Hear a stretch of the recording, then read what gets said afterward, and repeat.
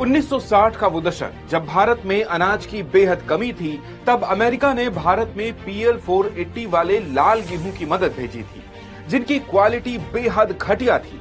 Reports बताती हैं कि वो गेहूं अमेरिका में जानवरों को दिए जाते थे। अब वही भारत 50% टैरिफ के बावजूद अमेरिका को इतना बासमती चावल भेज रहा है कि राष्ट्रपति ट्रंप की चिंता बढ़ गई है।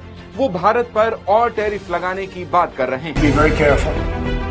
दरअसल 8 दिसंबर को ट्रंप किसानों के लिए नई आर्थिक मदद का ऐलान कर रहे थे। इसी दौरान उन्होंने कहा कि भारत, वियतनाम और थाईलैंड जैसे देशों से सस्ता चावल आने की वजह से अमेरिकी किसानों की कमाई कम हो रही। ट्रंप ने इसे डंपिंग बताया। अब ये डंपिंग क्या है? तो जब कोई देश किसी दूसरे देश को कोई सामान उसकी रियल वैल्यू से कम में बेचता है तो उसे डंपिंग कहते हैं। ऐसा करने से विदेशी मार्केट में सामान सस्ते में बिकता है, जिससे उस देश के व्यापारियों को घाटा होता है। ट्रंप ने कहा कि भारत को अमेरिका में डंपिंग नहीं करनी चाहिए। डंपिंग उस चीज की होती है जिसकी क्वालिटी खराब है। भारत का चावल अमेरिकी चावल से काफी अच्छा है।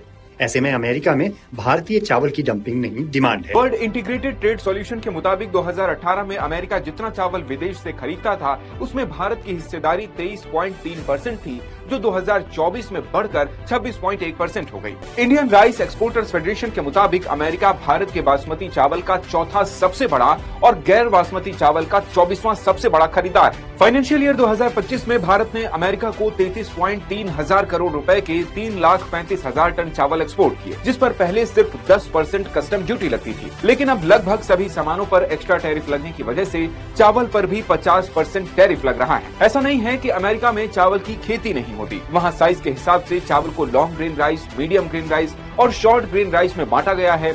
इनमें सबसे ज्यादा करीब 75% उपज लॉन्ग ग्रेन राइस की होती है, जो आकार में थोड़े लंबे होते हैं। लेकिन अमेरिकी चावलों में स्वाद और महक की कमी होती है, जिस वजह से लोग भारत के बासमती राइस को ज्यादा पसंद करते हैं। ऐसे में सवाल उठता है कि क्या भारतीय चावल से अमेरिकी किसानों को नुकसान हो रहा है? जवाब है नहीं, क्योंकि अमेरिका में पहले से ही चावल की कमी है। वो पूरी दुनिया से लगभग 1.5 मिलियन मीट्रिक टन चावल एक्सपोर्ट करता है और इसमें भारत की हिस्सेदारी सिर्फ 25% क्या। भारतीय चावल अमेरिकी चावल की खेती का 2% से भी कम है। ऐसे में ये नहीं कहा जा सकता कि इससे अमेरिकी किसानों को घाटा हो रहा है। भारत का GI टैग वाला बासमती चावल अमेरिकी चावल से काफी अच्छा है, इसलिए इसकी